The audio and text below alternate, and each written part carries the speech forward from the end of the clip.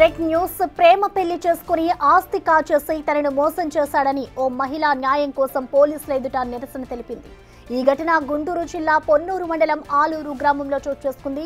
పౌలు రాజు అనే వ్యక్తి 7 సంవత్సరాల క్రితం తనను వివాహం చేసుకున్నాడని కోటీశ్వరమ్మ అనే మహిళ ఆరోపించింది. పౌలు రాజుతో కలిసి ఒక ఆడబిడ్డకు జన్మనిచ్చారని తెలిపింది. ఇప్పుడు తనకు బిడ్డకు సంబంధం లేదని పౌలు రాజు అంటున్నాడని ఆవేదన వ్యక్తం చేసింది. తన ఆస్తి కాజేసి తనను వదిలేశాడని ఆరోపిస్తుందామె.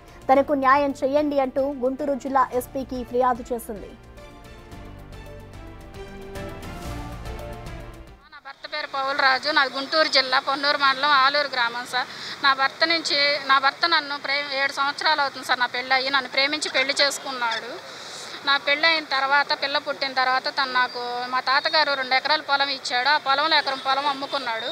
ఎకరం పొలం 19 లక్షలకు అమ్ముకున్న తర్వాత నా డబ్బు, నా బంగారం మొత్తం అమ్మేసేసుకొని పొలిటికల్లో సగం డబ్బు అని తను ఇల్లు కట్టించుకున్నాడు సార్. నేను వెళ్ళినప్పుడు తను పూరు గుడిసె.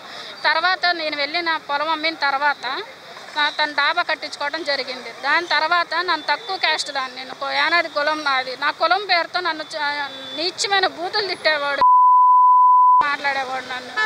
అట్లా నాకు పిల్ల పుట్టిన తర్వాత కూడా పిల్ల నాకు పుట్టలేదు, ఈ పిల్ల నాది కాదు అని చెప్పేసి మాట్లాడేవాడు. తర్వాత నా అమ్మ వాళ్ళతో కానీ అక్క వాళ్ళతో కానీ ఎవరితో కానీ నన్ను కాంటాక్ట్లో ఉంచేవాడు కాదు. ఇంట్లో ఒక ఖైదీలాగా నన్ను చేశాడు. తను మాత్రం ఊరు మొత్తం తిరిగేవాడు, అమ్మాయిలు వేసుకొని తిరిగేవాడు, అన్నీ చేసేవాడు. డ్రింక్ చేసి ఇంటికి వచ్చేవాడు ఫ్రెండ్స్ని తీసుకొని, ఫ్రెండ్స్కి కూడా డ్రింక్ పోయించేవాడు. వాళ్ళతో వెళ్ళేటప్పుడు నాకు అక్ర సంబంధం వేసి కట్టేవాడు సార్. మా అమ్మ నేను ఇంట్లో నుంచి వచ్చేసే కారణం ఏంటంటే, నా ఉన్న ఎకరం పొలం కూడా అమ్మేసి నాతో ఉండు, లేదంటే వెళ్ళిపోలేదు, నేను చంపేస్తాను, ఇవే చేసేవాడు సార్. నన్ను నైట్ టైము కత్తితో నన్ను దాడి చేస్తూ ఉండగా నేను ఆ టైంలో తప్పించుకొని నా పిల్లని కూడా తీసుకొచ్చుకునే పరిస్థితిలో లేక అక్కడ వదిలేసి వచ్చాను. నా పిల్లని నాకు కావాలి, తన దగ్గర తనకి రక్షణ లేదు, తను తాగుతాడు, తన బిహేవియర్ మంచిగా ఉండదు, నా పిల్లని నాకు ఇప్పించండి. తను ఎమ్మెల్యే గారితో పాటు బాగా తిరుగుతూ ఉంటాడు, తనకు రైట్ హ్యాండ్ అని చెప్పేసి చెప్తా ఉంటాడు.